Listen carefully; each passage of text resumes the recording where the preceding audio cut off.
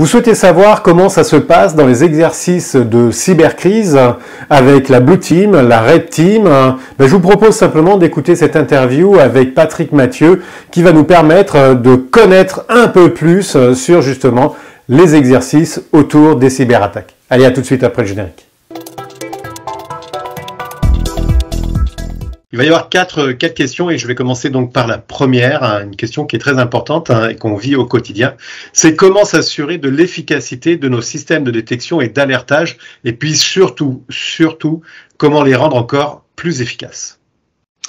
Oui, en fait, c'est une très bonne question puis une question très difficile à mettre en place. Ce qu'il faut faire en termes de tester nos systèmes de sécurité, c'est de travailler autant du côté offensif et défensif, mais de manière collaborative. Avoir le côté rouge, le Red Team, et le côté bleu, le Blue Team, faire des exercices ensemble pour réussir à trouver des problématiques dans les systèmes pour valider qu'on peut bien détecter puis que notre alertage et autres soient en place pour que le processus là, de réponse aux incidents puisse être déclenché comme il faut.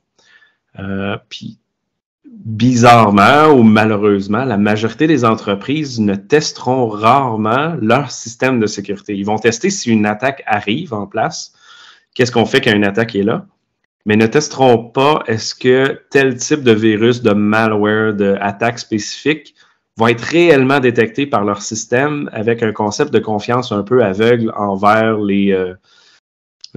ceux qui vendent les systèmes finalement là, de détection. Puis on le voit souvent que acheter un système de détection, d'alertage et autres, ça requiert beaucoup de configuration. Donc, c'est important vraiment d'avoir un concept d'atelier et de travail collaboratif entre les deux. Ouais, c'est intéressant parce que c'est vrai qu'on fait beaucoup confiance en fait aux fournisseurs. Et je fais le parallèle avec une voiture. Quand on l'achète, on teste les freins là pour vérifier que ça freine bien là. Et en fait, on fait pas la même chose vis-à-vis des produits que l'on achète au niveau de la sécurisation. Merci de cette réponse, c'est très éclairant. Je vais poser une deuxième question. Quelles sont les méthodes pour tester l'efficacité de nos processus de réponse aux incidents? Il y a parfois des entreprises qui ont des processus d'incidents, d'autres qui n'en ont pas. Alors, quelles sont les méthodes? L'une des méthodes les plus connues, je dirais, c'est le concept de tabletop, de s'asseoir et de faire un scénario, de dire telle attaque est arrivée ou tel système a perdu la connexion, n'est plus accessible, peut-être que les disques durs sont morts et autres. Donc, on va asseoir autour d'une table plusieurs personnes ayant la responsabilité finalement de couvrir ce type d'incident-là. Et on va poser les questions, qu'est-ce qu'on fait au point de départ, donc qui est responsable de l'incident, quelle action doit la personne poser, puis on va prendre note de tout ce qui est fait pour voir si on suit finalement les règles qui ont déjà été mises en place, là, le playbook. Et à partir de là, on peut améliorer le processus. Mais ça, c'est l'étape numéro 1, puis je pense qu'on peut aller beaucoup plus loin que ça. C'est important, en fait, d'aller plus loin que ça avec des tests qui sont réels. Donc, l'étape suivante, c'est un test que j'appelle plus hybride, de dire oui, c'est toujours autour d'une table, mais on introduit des éléments qui sont officiellement réels dans nos systèmes. Donc, on va créer de faux journaux, des logs qui vont dire que l'attaque est réellement survenue. Il va y avoir une alerte qui va apparaître à un certain moment spécifique. Donc, au final, on a créé un scénario d'avance et on le fait exécuter à ce moment-là, pour que les personnes ne disent pas seulement qu'est-ce qu'ils doivent faire, mais ils doivent réellement faire l'action d'aller voir dans les journaux qu'est-ce qui se passe, c'est quoi la vraie alerte, et à partir de là, doivent impliquer les personnes autour de la table. Donc, l'idée ici, c'est que ce n'est pas prévu par les personnes d'assister à ce test-là. Donc, seulement l'équipe qui l'a construit le sait. Donc, la personne qui est responsable des incidents va être impliquée et par la suite doit appeler, communiquer avec toutes les autres équipes qui nécessairement doivent participer à ça. Ça peut être autant au niveau des communications, s'il y a quelque chose qui sort sur Internet, le légal, etc. Donc, on peut se retrouver à un moment donné avec 40 personnes qui doivent participer à ça. Je ne dis pas qu'ils sont là temps plein, là. Mais l'idée est qu'on doit suivre le playbook comme si c'était un incident réel. Et au final, l'étape un peu plus mature qu'on a fait tout ça, c'est de générer ces incidents-là pour vrai. On met un serveur hors service. On vole les données avec un concept de red team, là, une attaque offensive qui va rentrer dans les systèmes que l'équipe de sécurité n'est pas au courant, etc. Donc, c'est un processus qui permet d'améliorer parce qu'on part du facile vers le difficile. Ok, très très intéressant et super complet. Et en plus ça va aller avec ton intervention dans le bootcamp. Hein. Donc ça donne un avant-goût par rapport à ça. Je vais te poser une question que j'avais pas prévu de poser. Quand tu prépares le premier exercice que tu as démontré là, c'est un exercice de table. En effet, on joue consciemment les choses. Et le deuxième, on est plus dans l'ordre de la simulation. Pour préparer ce genre de simulation, où ça fait intervenir pas mal de personnes, où il y a pas mal de préparation avant, tu parlais des communications, ça prend combien de temps à peu près? Généralement, surtout quand on commence, il faut prévoir un quart de l'année. Donc, on commence, mettons, en janvier, puis vers la fin mars, on exécute. En termes de temps, personne, c'est peut-être un 40 à 60 heures maximum. Évidemment, il y a plusieurs personnes impliquées, autant au niveau offensif que défensif. Ça peut être des personnes à l'intérieur de votre entreprise où vous allez chercher des consultants là, si vous êtes pas, si vous n'avez pas d'équipe interne. Mais l'objectif est d'avoir un certain template, un document préformaté disant voici à telle heure qu'est-ce qui doit arriver. Donc, on va mettre en place une alerte, un journal, un courriel qui arrive disant qu'il y a une brèche sur Internet. Et à chaque moment, généralement, on va dire qu'on fait ça sur 3 à 4 heures. Pendant ces 3 à 4 heures-là, on va sortir des items pour que les personnes sur la réponse d'incident agissent sur ça, comme si c'était un incident réel. Donc, il faut que le scénario soit réaliste. Faut que ça fasse du sens aussi pour l'entreprise. Il faut que ça ait une valeur d'exécuter ce test-là. Donc, c'est pour ça que ça prend quand même du temps. Il y a beaucoup de brainstorm en arrière de ça. Il y a beaucoup d'idées. Il faut construire tous les éléments de comment on pense que ça va se passer. Ouais. Parce que l'idée, c'est aussi de tester une réponse qui est déjà existante. On a déjà un livre qui dit quoi faire. Mais on peut faire le même incident sur un incident qu'on n'a jamais testé, qui permet au final de construire la réponse à l'incident sur ça. Mais on définit d'avance qu'est-ce qu'on veut faire, comment la personne doit réagir plutôt. Puis quand le tout s'exécute, à un certain moment, on leur dit que c'est un exercice. Donc, on est toujours dans les communications, dans les téléphones vidéo ou audio. Et on note s'ils l'ont fait dans le bon ordre, s'il y a des erreurs, s'ils font quelque chose de mieux, de pas mieux. Puis on regarde le temps. Fait qu'à partir de tout ça, généralement, là, plus ou moins 40 heures, on est capable de rouler un exercice de 3-4 heures qui a un retour assez positif là, par après parce qu'on peut améliorer notre playbook.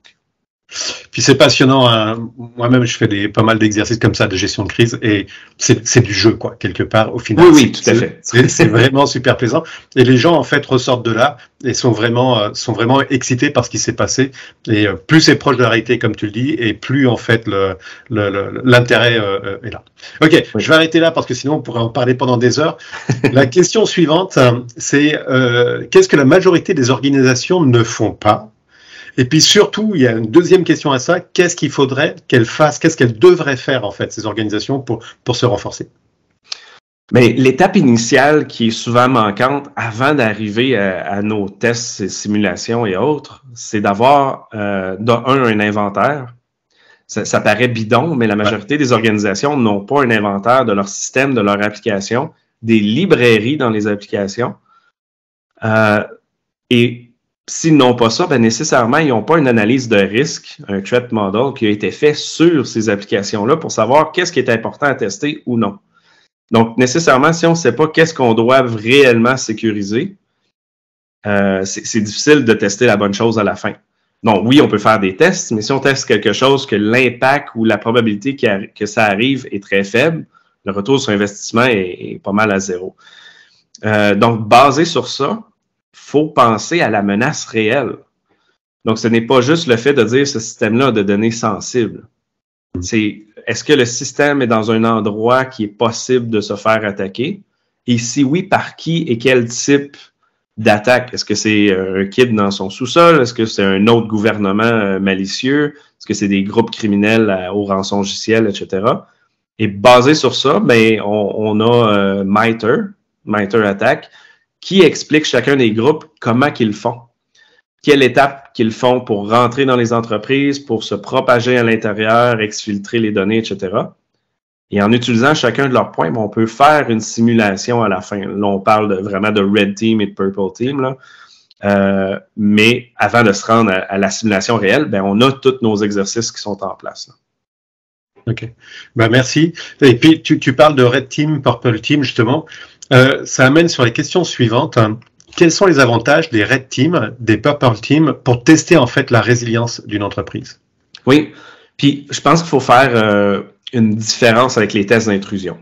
Les scans de vulnérabilité et les tests d'intrusion, c'est fait pour trouver des vulnérabilités. Puis les tests d'intrusion, c'est fait pour voir dans un temps précis est-ce qu'on peut causer un impact ou avoir un objectif quelconque réussi.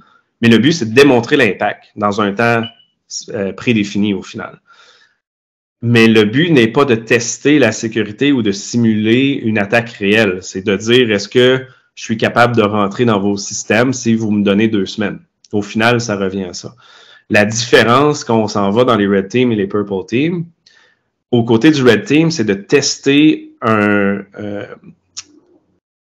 risque d'affaires. C'est vraiment de tester un risque d'affaires, de savoir comment je pourrais rentrer dans une entreprise pour voler, admettons, la liste de clients sans se faire détecter.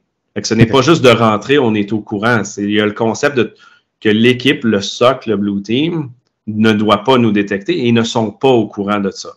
Donc, pour faire ça, évidemment, il faut que l'entreprise soit assez mature. Ouais, parce que s'il n'y a rien en place, ça n'a jamais été testé, il y a peu de sécurité, la probabilité qu'ils réussissent est proche de 100%. Puis si on sait qu'elle est proche de 100%, il n'y a pas nécessairement une raison de le faire. Quand on s'en va au niveau du Purple Team, c'est Red versus Blue, c'est la sécurité contre l'offensive. L'objectif, c'est principalement la même chose, mais au lieu d'être caché, c'est qu'on travaille ensemble. Donc, on va s'asseoir avec l'équipe de sécurité pour dire, votre système de détection, commençons par un virus qui est connu, puis on va le faire rouler sur vos systèmes. Puis, dans la majorité des organisations, je pose la question, même dans des conférences, est-ce que quand vous avez acheté votre antivirus ou votre EDR, peu importe les trucs qui détectent les malwares, avez-vous roulé un vrai malware dessus pour voir s'il le détecte? 99% des réponses, c'est non.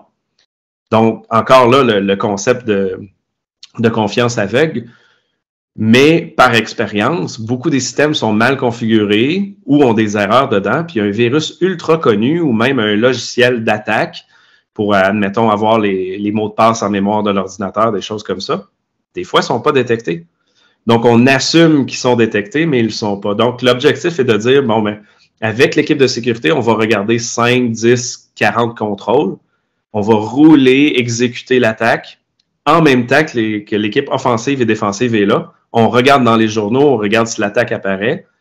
Si c'est détecté, on rend l'attaque plus complexe. On va encoder les choses, on va avoir un concept d'évasion qui va être inclus. Est-ce que c'est détecté à nouveau? Si oui, on rend ça plus complexe. Sinon, on améliore finalement notre détection et notre alertage pour que ça le détecte.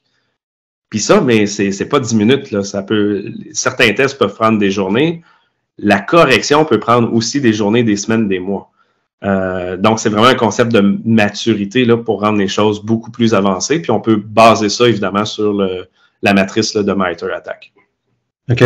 Je vais faire le parallèle parce que j'ai une question qui me brûle les lèvres là sur la tolérance en fait des clients là. Et c'est vrai que c'est une question qui n'était pas prévue, mais du coup je la pose quand même. Moi, quand je fais des exercices de reprise informatique, on peut faire ça dans un bac à sable qui sécurise pas mal, ou alors on peut faire vraiment une bascule réelle d'un système informatique vers son site de reprise et puis fonctionner en production pendant une semaine ou deux, ou le temps qu'on souhaite. La grosse difficulté que j'avais ou que j'ai parfois, c'est tout simplement l'accord en fait du client, parce qu'ils sont excessivement frileux à basculer en réel. Et donc la question que moi je me pose par rapport justement aux tests de cyberattaque, comment est-ce que vous faites au niveau des clients pour leur donner suffisamment confiance de faire des tests en réel? Tu parlais de tester un virus et de tester en fait ce virus ou les attaques réelles dans leur système. Comment est-ce que tu fais passer le message pour qu'ils l'accueillent bien et puis qu'ils acceptent ce genre de choses-là? C'est une bonne question dans le sens que la majorité des clients qui sont prêts à faire ce type de test-là sont assez matures que je n'ai pas besoin de les convaincre. OK. La problématique, c'est les entreprises qui vont poser la question, généralement, ne seront pas rendues là en sécurité et ne comprennent peut-être même pas qu'ils ont besoin de faire de la sécurité. Mais même dans ceux qui, admettons, on considère là, qui sont un petit peu frileux à ce niveau-là, la principale approche, c'est que même si on ne fait pas l'exercice, les criminels le font pour eux déjà. OK. OK. Donc, est-ce qu'on est mieux de payer quelqu'un qui sait comment le faire pour améliorer notre sécurité ou ne pas le faire et se retrouver dans les médias parce qu'on a une brèche de sécurité sur ce même problème? Il y a peut-être une manière de le dire un petit peu mieux, évidemment, là, quand on parle de contrat, mais ça reste que l'approche est que les criminels sont déjà en train de faire des attaques contre votre entreprise, puis ils le font en production. Ils font pas les attaques de 9 à 5, puis ils suivent pas des processus, puis ils vous appellent pas pour vous avertir le chef de la sécurité pour le faire. Donc, nécessairement, faire des tests de sécurité, c'est préventif, c'est proactif, puis ça va vous aider. Donc, si on les fait pas, ben finalement, on laisse les criminels en place le faire pour nous. Et puis, il va falloir le gérer en crise réelle. Et puis, oui, exact. Mais on ne sera peut-être sûrement pas prêt si on a cette pensée-là, malheureusement. C'est ça. Bah, tout l'objet, en fait, du bootcamp. OK. J'arrête là. Je te remercie beaucoup, Patrick, du temps que tu as passé. Tu vas nous faire l'honneur de participer comme intervenant et puis tu vas parler justement des exercices, autour des exercices et puis Red Team, Blue Team, Purple Team. Enfin, toutes ces actions qu'il y a autour de ça. Et donc, tu vas intervenir dans ce bootcamp. Et vraiment, je te remercie. Ça va être, à mon avis, passionnant comme l'interview. Moi, j'adore ce qu'on a échangé là-dessus. Donc, voilà. Donc, le bootcamp, c'est le 13 au 17 juin. Donc, je vous laisse. Il y a les descriptions qui sont en dessous. Vous pouvez vous connecter et puis regarder ce qui vous intéresse là-dedans. Patrick, merci encore. Et puis, on se retrouve lors du bootcamp. Je te remercie encore beaucoup. Bye. Bye.